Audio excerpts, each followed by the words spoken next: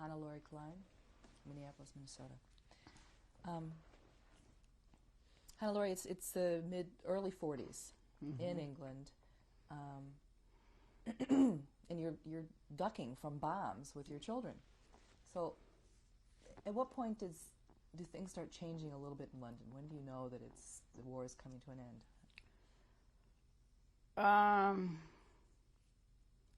The war came to an end, I can tell you exactly. The European War was over on the 8th of May. What's the difference? What happened in England that was... England went wild. England went absolutely wild. I mean, our neighbor, who was a very funny one anyway, dressed my husband up in my clothes, and pushed him in the baby buggy up and down the street. The women were making cartwheels down the street. And out of nowhere, trestle tables was in the middle of the street, and nobody had any food, but all of a sudden there was food. And all night long was food. I had a hell of a time. My son had the measles. So I got my son in a dark room, and I just sort of looked out the window. I couldn't really participate. I couldn't leave a sick kid. So, but England went absolutely, literally wild. And then, of course, the American soldiers came in, and you were asked to befriend them, you know. How were you asked? Letters in the mail? Letters in the mail, bulletins came around. There was a camp right up the street, you know, and they walked down the street and they started talking to you. And the kids had never seen black people. All of a sudden they saw black people, you know. We sort of befriended one guy, and he brought food in, you know, and the first dance we went to was in the officers' club. It was kind of exciting, you know. So Bill, the guy who lived with, took care of the kids, and so things lightened up quite a bit after the war was over. It was still a tremendous shortage of things, you know, but things did lighten up. When did you ever get any information about your family?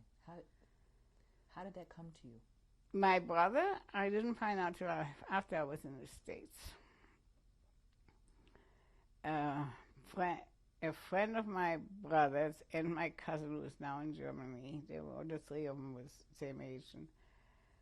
But I don't know whether he got it through Germany, through her, my address, or how, but anyway, I got a letter from him, and I still got the letter, and he wrote and said that his parents and my parents got into Auschwitz on a Sunday in the early part of August, and were just exterminated on the Mondays. And his very words were that the only consultation I can give you is that they did suffer. They weren't long enough there to see what was happening. Yeah, so my brother, he was with my brother in 1943. How he got that information, I don't know. But he was with my brother on that march from Russia back to Germany. That was when Russia was defeated, and they were marching all the Jews and all the prisoners back to Germany, where they had planned to exterminate them, I suppose. He fell over on the roadside. He had paratyphoid. It's the worst type of typhus there is. And they kicked him in the side, and they said, he's good for soap. And that was it. So that's how I found out. This man is now married and has a daughter, and went back to Germany to live. So that's how I found out. That must have been a rather bittersweet time.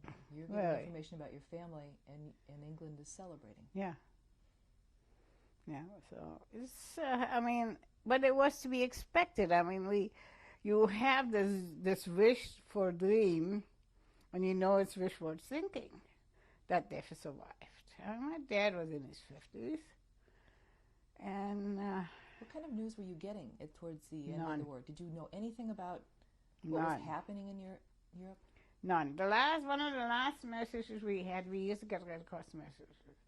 And we sent one that the baby was born.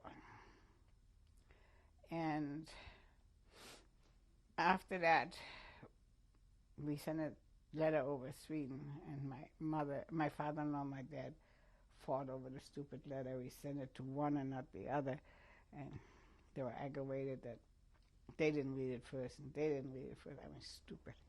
But so we got a long letter back from that, and that was about the last we had. And then we started getting these Red Cross messages. And we did send a message that the baby was born and healthy. It was a little girl. And my mother, being a nurse, she didn't say back, wonderful you have a baby, or congratulations or something. She didn't waste time on that. Watch the baby's little legs that she doesn't get bow-legged. That was in her Red Cross message.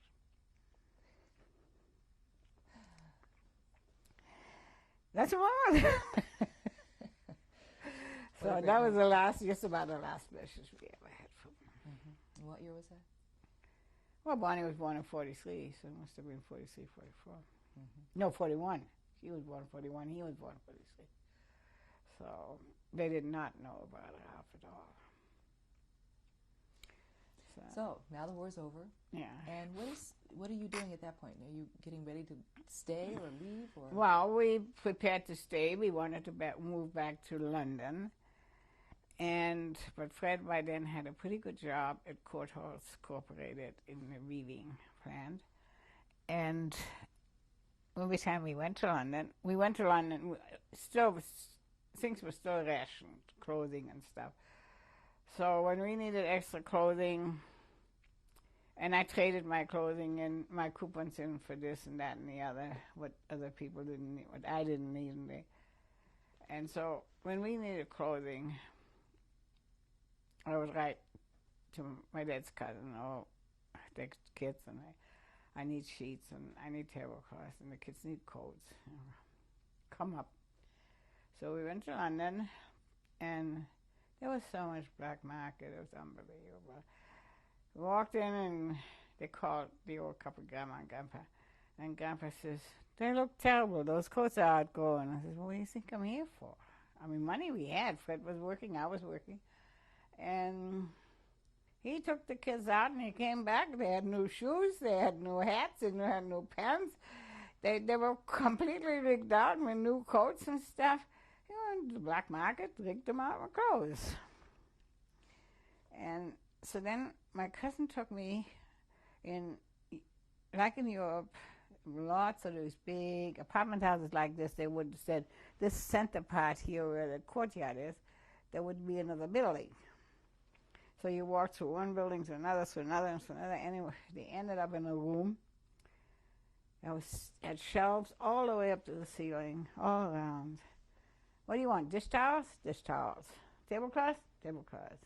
Sheets? Sheets. Pillowcases? Pillowcases. How many you want? You paid top price for them, but you got what you want. So I called, and Fred's wife had telephone, so I called him. You better come up. I can't carry this crap. And you don't dare mail it. Couldn't dare. I mean, this is black market stuff. Let's bring some suitcases and come and get this stuff. I still got 8 tablecloths. I think I gave Bonnie one from then, what I bought there. Took the kids out. We bought clothes. Fred bought clothes. I bought clothes. All black market. On the black market, you could buy anything. All you had to do was have the money. And that we had. We lived in a small town. No money to spend. We were making it. Mm-hmm. So when did you decide to come to the United States? Well, we wanted to move to London. And then my sister-in-law decided to go from Shanghai to America. And then by then we had learned a few things. And got smarter in the old age. We weren't very old, but we got smarter. And to send your children to college or give them any kind of higher education was very costly. It still is very costly in England. Unless you make through high school and find an employer who pays for your education, or exceptional good students that you can get what we call scholarships. They call it something else. Yeah, I haven't got a chance, no chance at all for a higher education unless you can pay for it. And then when my sister-in-law moved to the States, and this cousin of Fred's, this very wealthy one, the Gintels in New York, said they would give us an affidavit. We decided to stay where we were. There's also the fact that there was no synagogue in this town. My children grew up with strictly no religion. When we went to London, we took them to the synagogue and we explained to them that this is our religion, but we cannot practice it because people would not understand it back home. So they have to be quiet about it. Now, they were 7 and 9 years old. It was pretty hard. So we kept pretty mum about it. We had a Christmas tree, and we had a Christmas log, and they got Christmas presents, and they were happy. They're kids. And the family kept hounding, you got to come here, you got to come here, they got to learn Judaism and that. Well, we couldn't see that. Most of they were tailors or whatever, made a good living, and we wanted more for our kids. So when Gintels in New York offered us an affidavit, we grabbed it. But that's all they did. You had to supply your fare. Well, we had a little savings, and as we told you the other day, I went to London and saw the American consul. And he as much told me that if I go to bed with him, I can have a permit right away. What year was this? What year was that? 49. And I says, no. I says, my family is not going to get split up. Well, you're a German Jew. You can go right away with your 2 children. They are British. When you're a mother of British-born children, I can get you a permit right away to go to the States. But your husband will have to wait his quota. I says, no, thank you. I says, we stuck together all these years. We're going to do it a little longer. Point blank opened me to go to bed with him, and he'd get Fred out too. And I said, no thanks. That's not my cup of tea. Oh, I was slim, I was attractive, I suppose, and I didn't weigh what I weigh now. And so we had to wait our quota, till Fred's quota come on. The Polish quota was just overwhelmingly swamped. So we worked and saved our money, and when it finally came, we came here. My sister-in-law from Shanghai was living here by then, and we just felt the children would have a better advantage here. So what was it like for them to come from England, not knowing about their Judaism? And then did you... We by then had, we did train them a little bit. We tell them a little bit about Judaism, and when we went to London, we went to the synagogue, and they saw the candlesticks and all that sort of thing. And the funniest part was they had never seen the black man. And we spent one night at my dad's cousin's house, who was an old lady by then. Kids called her Grandma and Grandpa. And then we went aboard, and we told them all the way on the train there were different people on the board. And they're not to stare, that is rude. There'll be people, yellow people and black people and Chinese people. And you don't stare. They are people just like us, made by God. And as we came off the boat train and we passed through the whatever customs, he walked right onto the boat, and the captain and all the people were all lined up all along on both sides, and you walked like between them. And we traveled first class. Now, we got help from the highest, but we had some own money, and I wasn't going to be separated from Fred or the children.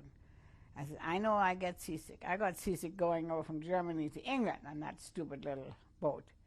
I was not taking the chance to go get seasick and have my kids sick. And I said, we're going first class. Well, the highest only paid third class. We had to pay him back anyway, but so we paid the rest, so we came first class. I said, I'm not going into no hole down there.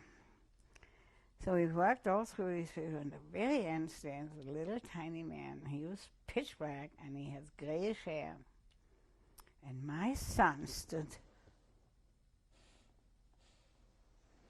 and turned him. And he says, Mom, is that what you were talking about? If there would have been a hole, I would have crawled into it. So, in that little shoe, he was a shoe shine man. He kept saying, shoe shine, shoe shine. So, we were in a stateroom, knocking on the door, and it was this little shoe shine man. And he says, can I talk to that little boy? And I says, you certainly can. He was very scared. And he says, Your son? yeah. And he says, take your shoes off and I'll polish them for you. I looked at me and looked at his dad, and he says, take your shoes off. We took his shoes off. Bonnie kicked hers off, you know. And he brought him back. He brought him a toy each. That man was so good. We could go anywhere. He'd take care of the kids.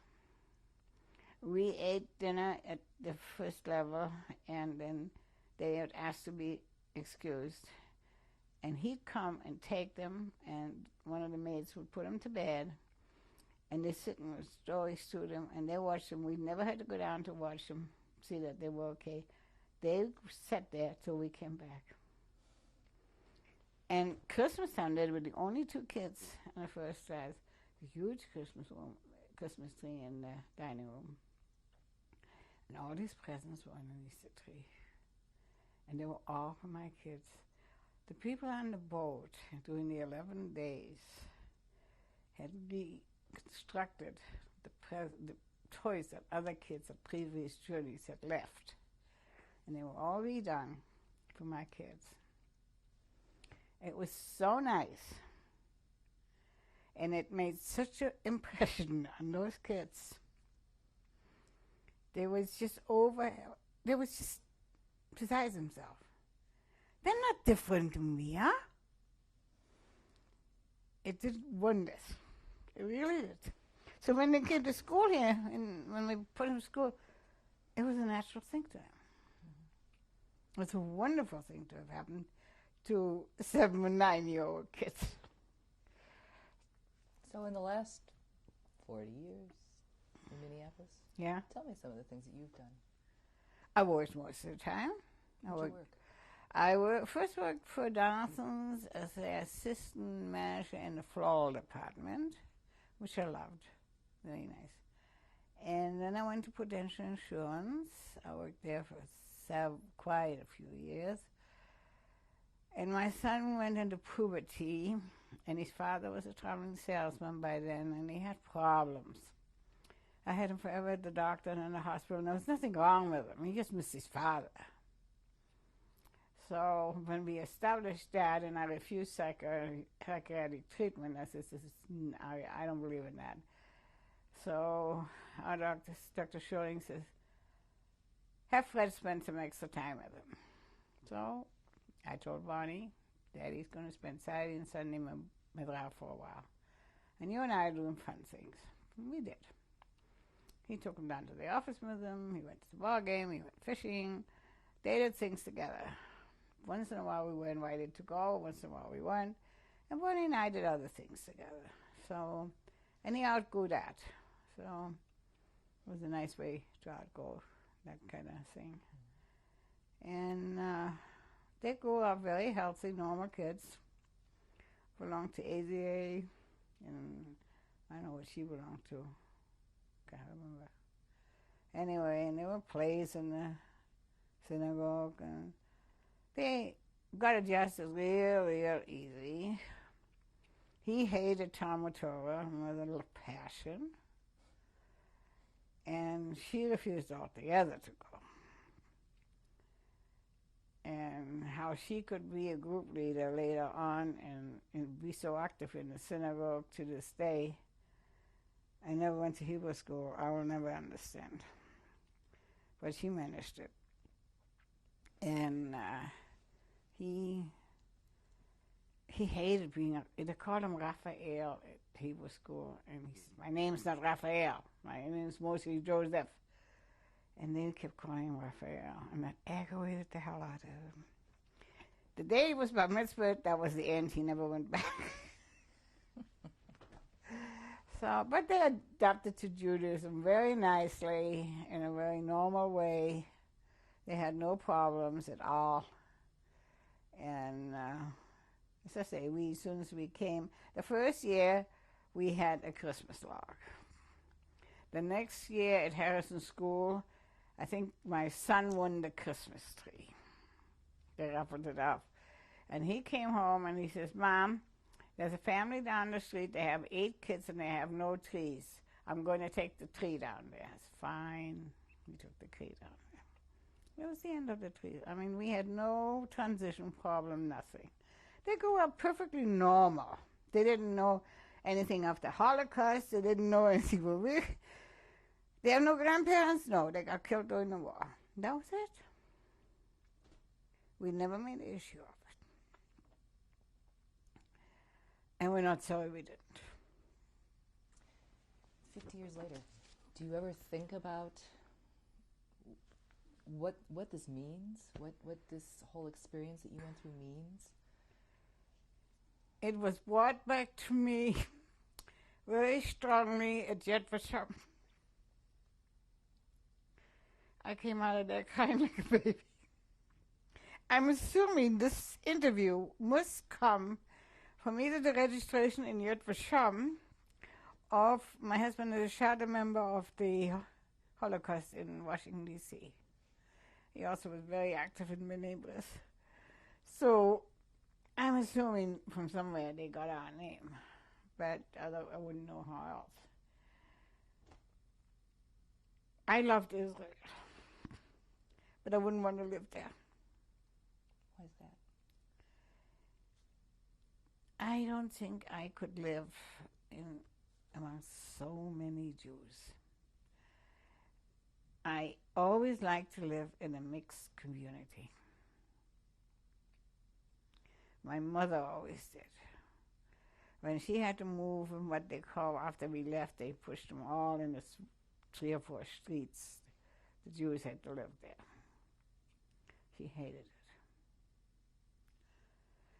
And I'm the same. I'm not a mixer. And I could not live with that many Jews around me. I wouldn't be happy. I like the diversity of people. Gentile, religion-wise. I worked always with diversified people. I worked at the Prudential, and at the grand opening of the new building, which then was the new building up here, and I was 12, one of the women says, it was an open house, and Fred came with the 2 kids, and I laid the clothes out, and I put the ribbon in Bonnie's hair, and he wore them, and she gave one look at him, and she turned to me, she said, how come you married a Jew? I looked at her, and I said, you know what? I happen to love the guy. Wasn't the answer she expected, but that was all I was willing to give her. She was very fond of me after that. But this is the type of thing that you run across in life. And you just take it. I mean, my daughter works in the school. Most people don't give a Christmas present, they give a little other things, but there's always one or two that give you a Christmas present. And that happens when you work in the public.